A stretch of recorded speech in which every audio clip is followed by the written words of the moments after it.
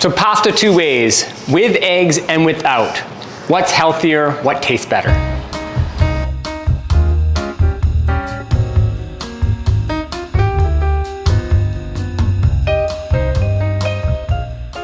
Hi, this is Jed from Cook Culture. So I'm here today with my daughter who's gonna help me do some filming because we're gonna get up close and personal where I'm gonna make two different versions of the exact same pasta. Simple pasta dough with eggs and with olive oil. So one without eggs and one with eggs. The point here is to understand, do we have to use eggs just because they're traditional in making pasta? Can we make them without? And will we be able to tell the difference? So we're gonna get to work here. I'm gonna make two different types of dough, and then at the end, we'll talk about the texture of them, let them rest, then we'll make them into their pasta, cook them off, and then we're gonna have a special guest that's gonna come in and try it out. So I'd mentioned in the introduction of the health effects of using either an olive oil or using egg. The reality in the way in which we break down pasta, that is usually a processed white flour with very little fiber, some salt, water, egg, or olive oil, is that there's a combination of foods there that may or may not be healthy for any one individual. Somebody may find that eggs are perfectly fine for them, and that if they're using a good quality egg that comes from a good quality source, then they're getting good quality food nutrition. Some other person may find that that isn't conducive to their own personal health, and that olive oil works a lot better. The reality and the single ingredient that doesn't change is heavily processed white flour. And to any individual, that could be problematic, especially if eaten in excess. So, what we choose that is healthy food or not healthy food is questionable. And that's not really the point of what I'm trying to make in these videos of like, hey, this one way of making the dough is healthier than the other aspect of the dough. It's that if for whatever reason you are either trying to improve the amount of olive oil that you eat in your diet, and that this is a good way to get that sort of fat, or you like making your dough with egg and you find egg is not an issue, then that is the way in which that one is. What I wanted to do in this video is give people the opportunity to see how you can make the same types of pastas. We're all very familiar with egg pasta, and this is the idea of making a pasta without egg that, to some people could be beneficial. It is a different texture, different sort of flavor, a little bit harder to work with, but it's a great pasta. The one thing that I didn't do in this video is use semolina flour, and semolina flour is something I usually use. I was trying to reduce the amount of variables.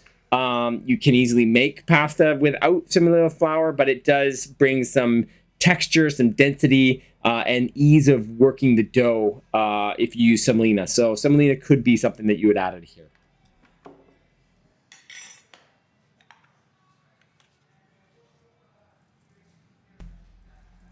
In this video, I'm making the olive oil pasta. 1 cup of processed white flour to 3 tablespoons of a first press organic olive oil. I find that using a fruity, really flavorful olive oil makes a big difference for the flavor when done. Not so much the texture, but it really does make a really difference in the flavor of the pasta. A little bit of water and some salt, and blend to kind of a feel for it. When the food processor starts to create a ball, and it's going to start to kind of bounce around inside is what you're trying to create. You're trying to get it to kind of mass up, and then let it go around and around in circles inside the food processor for a while to knead the dough. You can do that by hand too, but if you're doing it in a food processor, you can just let the food processor do the work. So it's best to start dry, as I did, and then slowly start to add in enough moisture to catch all the ingredients, and then it will go around and around and around in more of a solid mass, and it will overheat, so don't go for too long, but that will really help.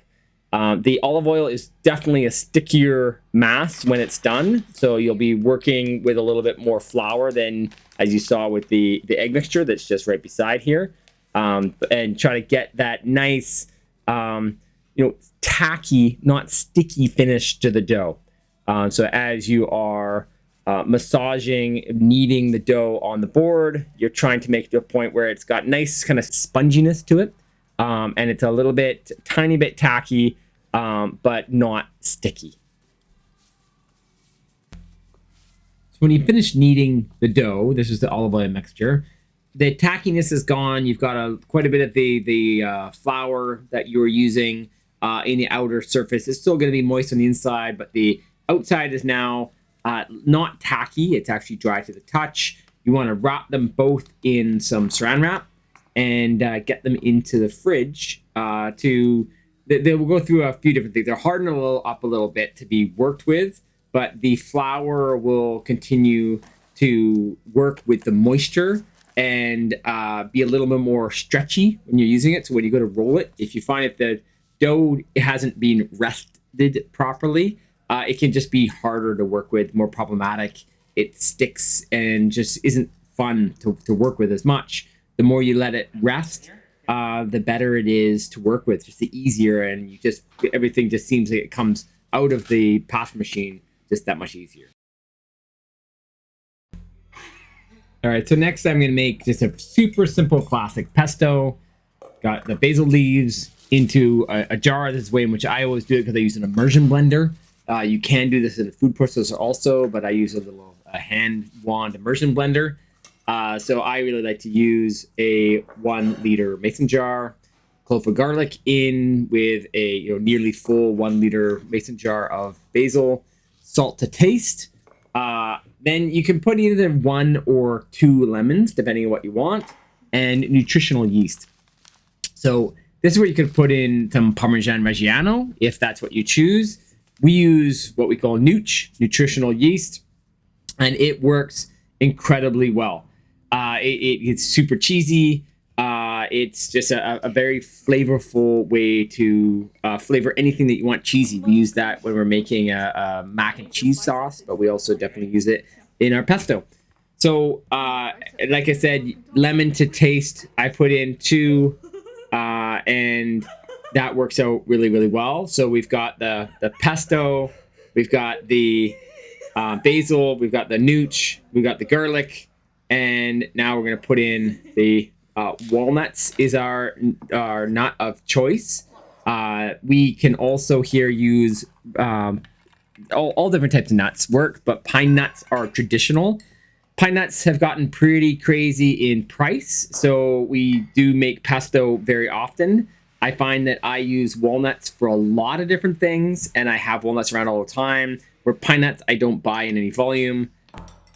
And here I've added a little bit of water in case you don't want to have all olive oil and you want to break things up. A little bit of water can give you the same sort of the liquidy sort of finish that you want, where the olive oil and the lemon juice will bind and create the emulsion. So it works out just great. So I find sometimes instead of having just a full quarter cup or more, I will use water.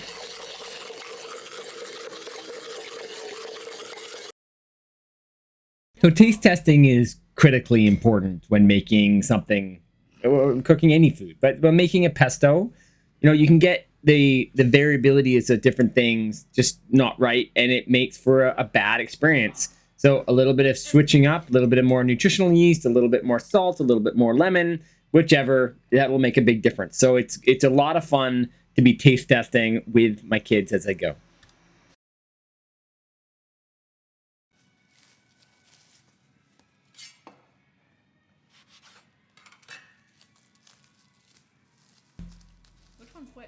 So the pasta have had, at least half an hour to rest in the fridge.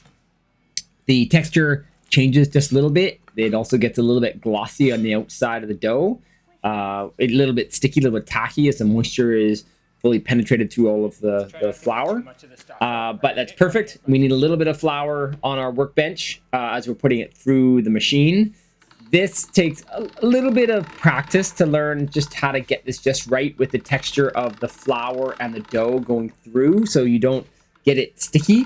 But once you kind of get what you're looking for, that the flour really helps and you just need lots of it, it's really not that hard.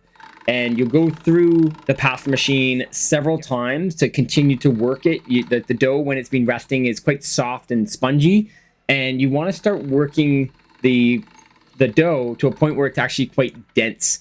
In the density is going to work you want when you go through and make it into whatever sort of shape that you're going to when you're going to cut it.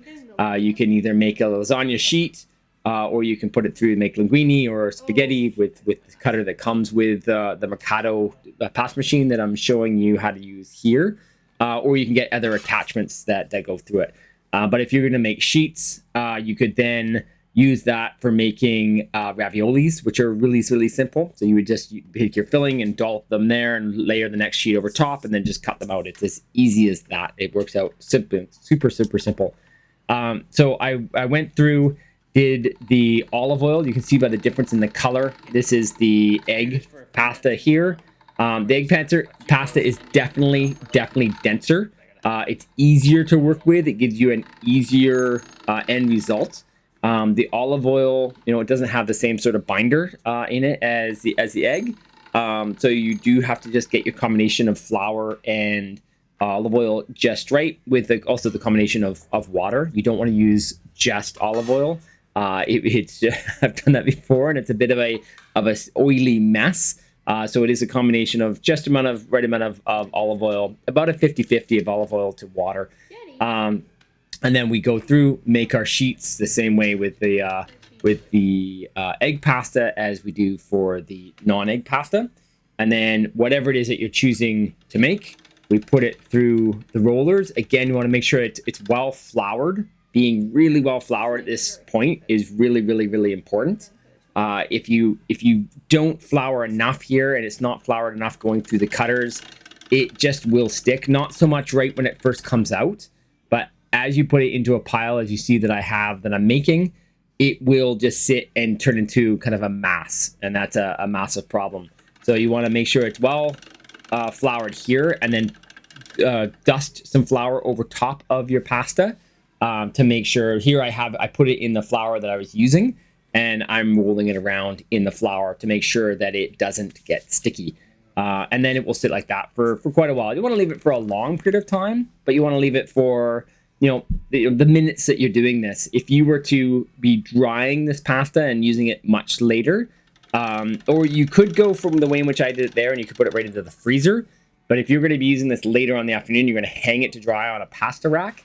You'd want to make sure, again, it's really well floured and it's hanging. It's not sitting in kind of that clump like I've left it. That clump will work for a certain amount of time, but the moisture will start to penetrate through and it will start to get sticky. So it's something to be really careful of.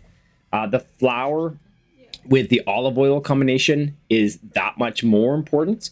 You really want to make sure that you're working that flour. Ideally, this is where the semolina flour would work really, really well in your favor of the olive oil combination. It would help with that kind of density and not make it so spongy and sticky. And that's what happened with the olive oil one. It is a lot more sticky. It's a lot faster to cook. It's like cooking with rice noodles. It's not quite the same as cooking with regular egg noodles. That has a tendency to kind of puff up and when they cook and kind of come apart really easily. Okay, so we've made all the pasta. We made the sauce. I've cooked it up. I've put it together. This is our special guest. Say hello to Alec. Hi. Alec is our e-commerce manager here at Cook Culture. So any of you that have dealt with us online, you've probably talked to Alec. So he has come and volunteered himself to test our pasta. He doesn't know which one is which. Our camera lady does. She wasn't really totally paying attention, but she has an idea. I know which one is which. He's going to test them and tell us what he thinks. So go for it. All right, okay, let's do this. So let's get this one.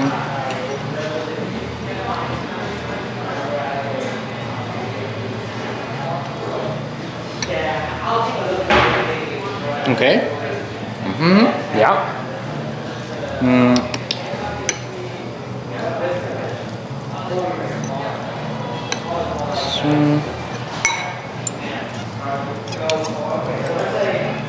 Okay, let's see how it goes. Nothing like eating on camera. Yeah? So can you tell me which one is which? They're so similar. Really? They are similar. Okay.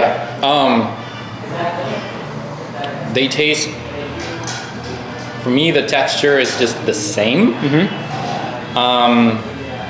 I think this one has egg in it, Okay. and this one does not have egg.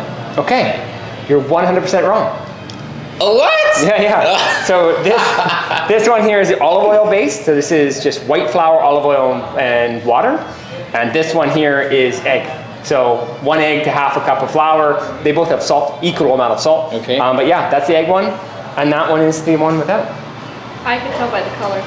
Yeah, fair. So when we were making them, as you would have seen on camera, the yellower one was the one with egg. But when they actually cooked, you couldn't tell the difference. They became both quite blonde, and it's, you know, now looking at them both here, you can't tell which one is which, right?